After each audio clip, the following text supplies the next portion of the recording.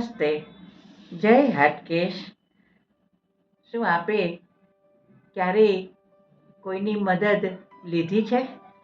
મદદ લેતી વખતે આપે એ વિચારવું જોઈએ કે મદદ કરનાર વ્યક્તિ કેવી છે. યાંચા મોગા વરમધિગુણે નાધમે લબ્ધ કામા. મહાકવિ કાલિદાસ રચિત મેઘદૂત નામના કાવ્યમાં કુબેરથી શાપિત બનેલો યક્ષ પોતાની પ્રિયતમાથી દૂર રહીને અષાઢ માસના પ્રથમ દિવસે આકાશમાં ઘેરાયેલા વાદળાઓને જોઈને વિરહથી વ્યાકુળ બનેલો મેઘ દ્વારા પોતાની પ્રિયતમાને સંદેશો પાઠવે છે. યક્ષ શા માટે વાદળને જ દૂત બનાવે છે?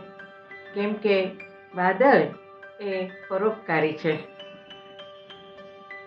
બીજાને મદદ કરવા માટે હંમેશા એ તત્પર હોય છે.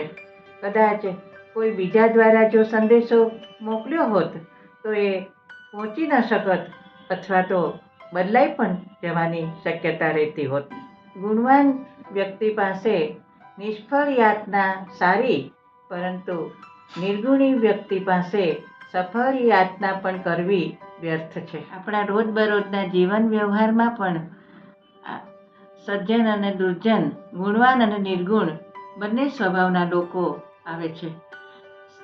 સજ્જન પોતાની સજ્જનતા છોડતો નથી. તે સામી વ્યક્તિના દુઃખ દર્દને સમજીને હંમેશા મદદ કરવા તત્પર હોય છે. જ્યારે નિર્ગુણી કે જે બીજાને હંમેશા બહાના જ બતાવ્યા કરે છે, મદદ કરવાને બદલે તે એની હાંસી ઉડાવે છે, પરપીડન વૃત્તિવાળો દુર્જન હોય છે. સામી વ્યક્તિનું કામ કરશે તો પણ એ માત્ર સ્વાર્થ વૃત્તિથી જ કરશે, જ્યારે ગુણવાન એ નહીં કરી શકતો હોવા છતાં પણ તેના હૃદયમાં એનો ડંખ રહેશે.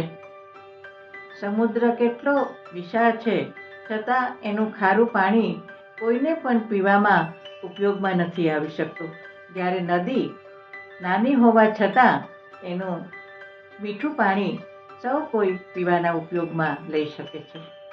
એટલા જ માટે આપણે હંમેશા બીજાની મદદ કરતી વખતે અને લેતી વખતે વિચારવું જરૂરી છે. અસ્તુ.